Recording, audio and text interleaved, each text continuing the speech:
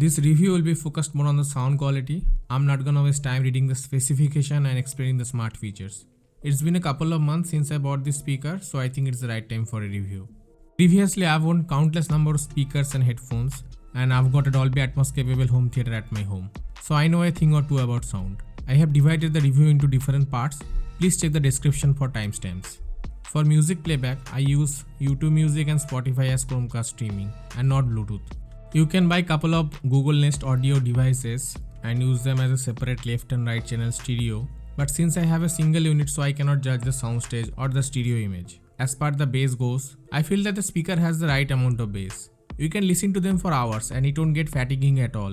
Unlike my home theater setup, it has a really punchy and accurate bass. The tuning of the speaker is just perfect. It clearly shows how much R&D goes into it, unlike our most Indian brands. If you play a bass heavy song, then the bass does not overpower the mid-range or the vocals. But do not expect chest thumping level bass. It's just like any other Bluetooth speakers. Only it feels more refined. If a song has really low bass notes, like 40 Hz or below, then you can get to hear it and feel it somewhat, like hip hop or EDM. But if the song more focused on the vocals like Ed Sheeran's Perfect, then you won't feel any sort of bass sensation.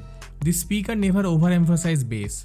Cradles by Suburban. When I played this song, I was thoroughly surprised to hear the clarity of the bass. If you are in a quiet room, then I feel that 60 to 70% volume is needed to bring out the bass. Alright, let's talk about mid-range. It's very neutral. I was listening to Skyfall by Adele, and although her voice is clear, it felt like the speaker is more mid-range focused, which means it sacrifices bass and treble just a little to enhance the mid-range, which is very subjective. Some may like it and some don't. But you have the option to increase the bass and treble from Google Home. I keep both at max. Yet I feel that it enhances the mid-range just a bit more, making the vocal sound a bit more prominent.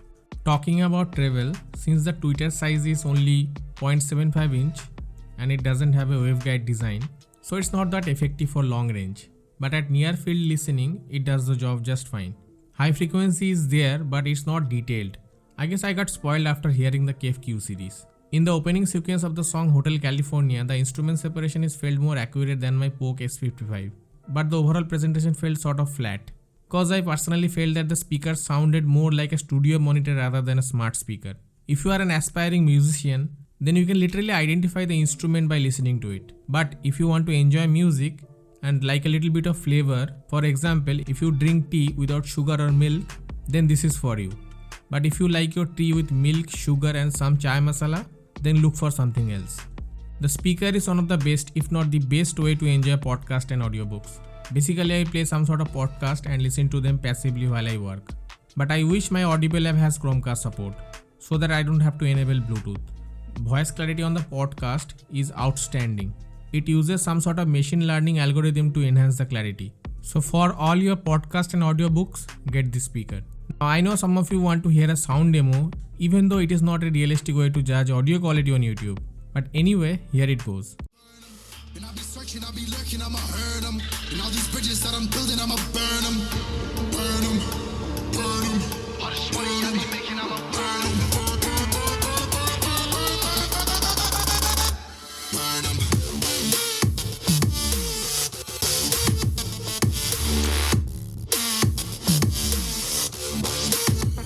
Smoke it up.